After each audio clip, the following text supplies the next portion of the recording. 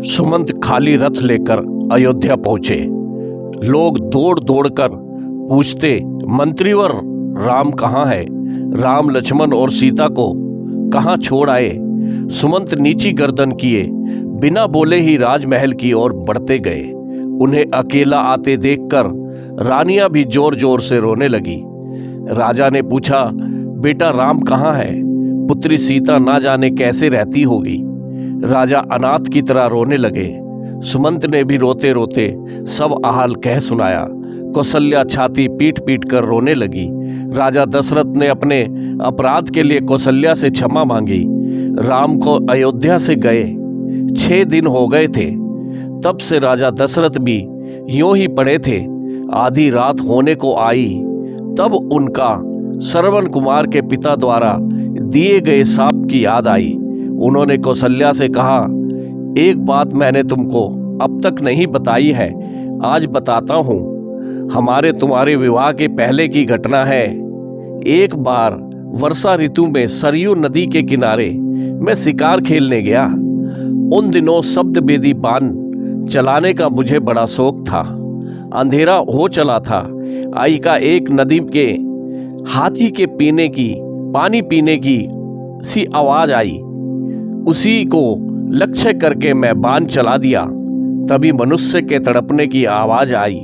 मैं घबराया हुआ वहां पहुंचा तो देखा कि एक तपस्वी बालक घायल हुआ कराह रहा है। पास में एक घड़ा भी पड़ा है। वह रोते रोते बोला, मेरे अंधे माँ बाप प्यासे उस आश्रम में बैठे मेरी राह देख रहे होंगे।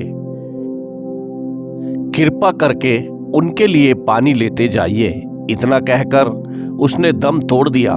मैं जल लेकर आश्रम में गया। मेरी आहट पाकर उसके बूढ़े बाप बोले, बेटा श्रवण, इतनी देर कहाँ लगाई? मेरी जीभ लड़खड़ा रही थी। मैं डरते डरते बोला, श्रवण कुमार नहीं हूँ, अयोध्या का राजा दशरथ हूँ। गलती से मेरा बाण उसे लग गया है और अब वह इस संसार में नहीं है। यह सुनकर वह करुणा विलाप करने लगे। मेरे साथ वे नदी के तट पर आए। उन्होंने पुत्र को जलांजलि दी और मुझे श्राप दिया, हे राजन, पुत्र के वियोग में जैसे आज हम मर रहे हैं वैसे ही तड़प तड़प कर तुम भी मरोगे। और उन दोनों ने उसी समय प्राण त्याग दिए। कौशल्या, लगता है उस श्राप के सच होने का समय अब आ गया है। मेरे प्राण मानो कोई खींच रहा है। हाय, मैं मरते समय प्यारे पुत्र का मुंह भी ना देख सका। मैं बड़ा अभागा हूँ। आपके लिए आप अपने किए का फल भोग रहा हूँ। हाय राम, हा राम, कहते हुए दशरथ ने प्राण त्याग दिए। रानियां राजा के बल पौरुष का वर्णन करती हुई करुणा स्वर में विलाप करने लगी। मंत्रियों ने राजा के शव को तेल से भरे कढ़ा में रखवा दिया। फिर मंत्री परिषद ने विचार करके भरत को बुलवाने का निश्चय किया। हवा की गति से चलने वाले घोड़ों पर दूत भेजे गए। उनसे कह दिया गया कि कैकई देश में पहुंचकर केवल इतना कहें कि आवश्यक कार्यवश गुरु ने भरत को तुरंत बुलवाया है। ननिहाल में भरत का मन उचट रहा था। तरह तरह की बातें उनके मन में उठती थी। जैसे ही उनको दूत का संदेश मिला, वे नाना मामा से विदा लेकर शत्रुघ्न के साथ अयोध्या को चल पड़े। नदी पर्वत लांघते हुए 8वें दिन वे अयोध्या आ पहुंचे। नगर में चारों ओर सन्नाटा था। बाजार बंद थे। नगरवासी भरत को देखकर मुंह फेर लेते थे। भरत घबराए हुए अपनी माता के महल में गए और ननिहाल का कुशल समाचार बताकर पिता और भाई राम के बारे में पूछने लगे। कैकई ने हंसकर कहा, तुम्हारे पिता तो स्वर्ग चले गए। वे इस पृथ्वी का सुख भोग चुके थे। उनके बारे में चिंता ना करो। भरत फूट फूट कर रोने लगे। फिर उन्होंने पूछा, भाई राम कहाँ है? कैकई ने हंस हंसकर अपने वरदान तथा राम लक्ष्मण और सीता के वन जाने की सारी बातें कह सुनाई। वह बोली, बेटा भरत, मैंने तुम्हारे लिए ही सब कुछ किया है। अब चिंता छोड़कर अयोध्या की राज्य लक्ष्मी का भोग करो। भरत को माता पर बड़ा रोष आया। वह बोले, पापिनी, तूने यह क्या किया? इक्ष्वाकु वंश की तूने नाक काट दी। ऐसा ही करना था तो मुझे जन्मते ही क्यों न मार डाला।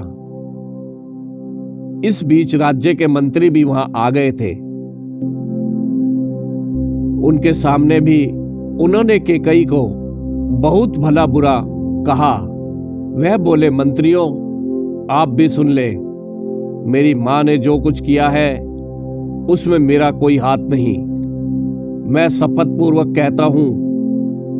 यह कहकर भरत तुरंत ही माता कौशल्या के पास चल दिए और उनसे लिपटकर बच्चे की तरह बिलख कर रोने लगे। माता ने उन्हें धीरज बंधाया। फिर वे भी पछाड़ खाकर भूमि पर गिर पड़ी। भरत ने माता को भी तरह तरह से संतावना दी। रात भर भरत पिता और भाई राम की याद करके रोते रहे। उन्होंने माता के सामने सैकड़ों तरह की सौगंध खाई और कहा कि जो पाप कर्म केकई ने किया है उसका मुझे पता भी नहीं। जिसकी सम्मति से यह हुआ है उसकी बुरी गति हो। सवेरा होने पर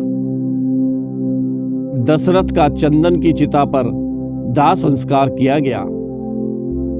भरत ने सब अंतिम संस्कार गुरु के बताए अनुसार विधिवत किया। अगले दिन मंत्रियों और नगरवासियों को बुलाकर